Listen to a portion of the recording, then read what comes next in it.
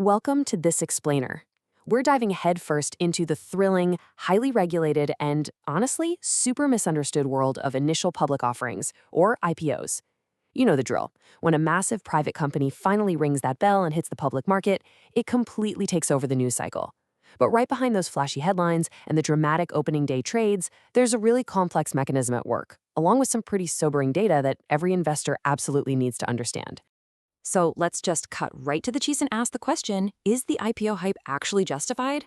Let's be real, we've all felt it, that massive wave of FOMO, the fear of missing out when a huge new stock makes its debut. We see the headlines, we hear about early investors becoming millionaires literally overnight, and we have to wonder, is all this excitement warranted for the everyday investor? Or are we just walking into the party right as the VIPs are cashing out? Okay, Section 1, Anatomy of an IPO. To really understand the hype, we have to look at how a company actually transitions from private to public. When a company decides to go public, their ultimate goal is to sell as many shares as possible at the absolute highest price they can get. To pull this off, they bring in the heavy hitters, investment banks like Goldman Sachs or Morgan Stanley. Often, multiple underwriters team up to form what's called a syndicate. This syndicate then takes the company on a roadshow. It's essentially a massive, high-stakes marketing tour to pitch the stock to huge institutional investors, gauge the overall demand, and set an initial price based on a very finite supply of shares. And honestly, it is so easy to see why people get swept up in the excitement when you look at the numbers. Just look at the insanely busy IPO market of 2020. Newly listed companies saw an average first-day return of 38%. Think about that. If you were lucky enough to buy in at the initial offering price and simply sold at the closing bell, you were pocketing a massive immediate return. That right there, that's the premium fuel running the IPO hype machine. Which brings us to Section 2. How to get a slice. Think of an IPO like a giant pie. The harsh reality? The vast majority of those slices, we're talking like 90% in really hot deals, go straight to institutional investors. The pension funds, the hedge funds, the massive banks. Why? Well, the underwriters want to offload large blocks of shares quickly, and these huge players have the financial firepower to make it happen. That leaves a tiny, ultra-competitive sliver for retail brokerages to hand out to individual investors like us. So, if you want to fight for that tiny remaining silver, it's definitely not as simple as just opening your trading app and hitting buy. Platforms like Fidelity require you to clear some pretty high hurdles first. Typically, you need to meet strict asset eligibility requirements, often meaning you have to hold between $100,000 and $500,000 in non-retirement assets or be a premium client. Then you've got to sign up for specific alerts, read through the company's prospectus, which is this massive document outlining all their business risks, and finally submit a formal indication of interest for a minimum of 100 shares. And get this, even after jumping through all those hoops, if the IPO is oversubscribed, there is zero guarantee you'll get a single share.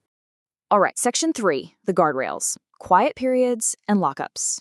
Once an IPO is actually in motion, strict regulatory guardrails immediately slam into place to control the narrative. The first big one is the quiet period. The SEC strictly mandates a 40-day window right after the stock starts trading, where company executives and insiders are entirely prohibited from making any public statements that could artificially inflate the stock price.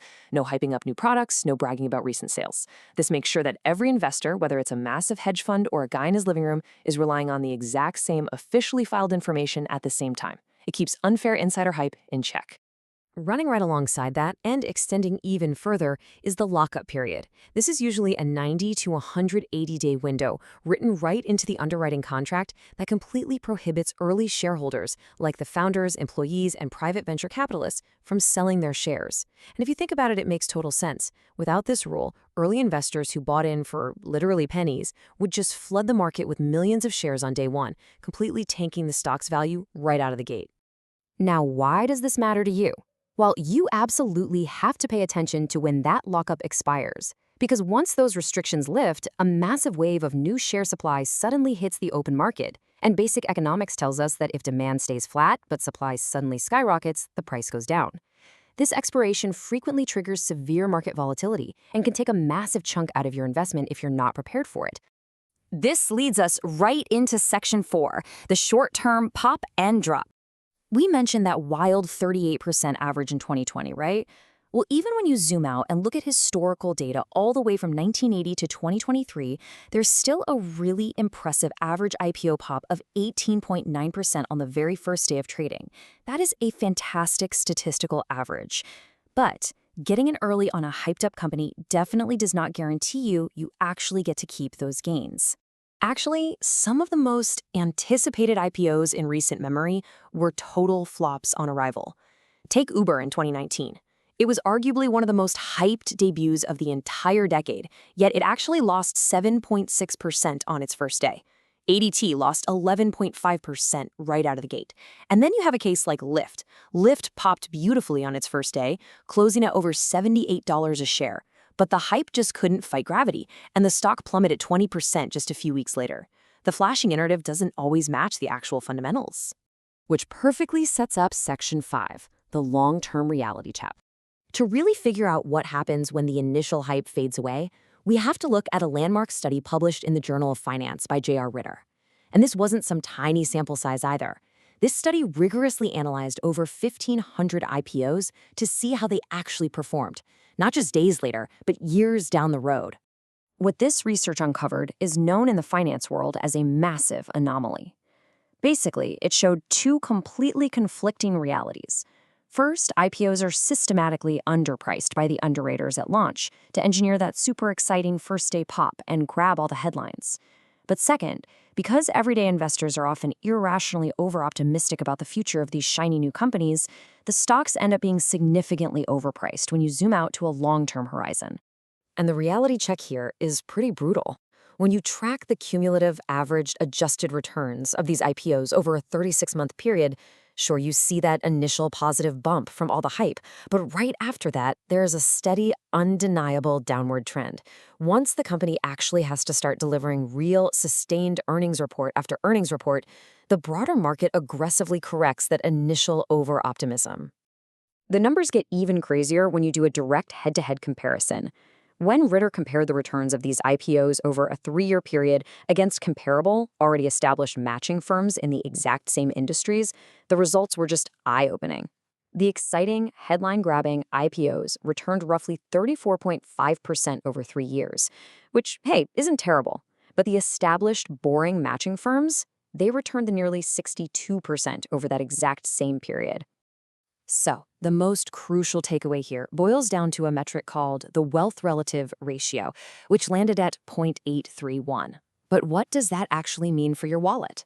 It means that for every dollar invested in a steady, matching firm that eventually grew to $1.61, the investor who chased the flashy new IPO only ended up with $1.34.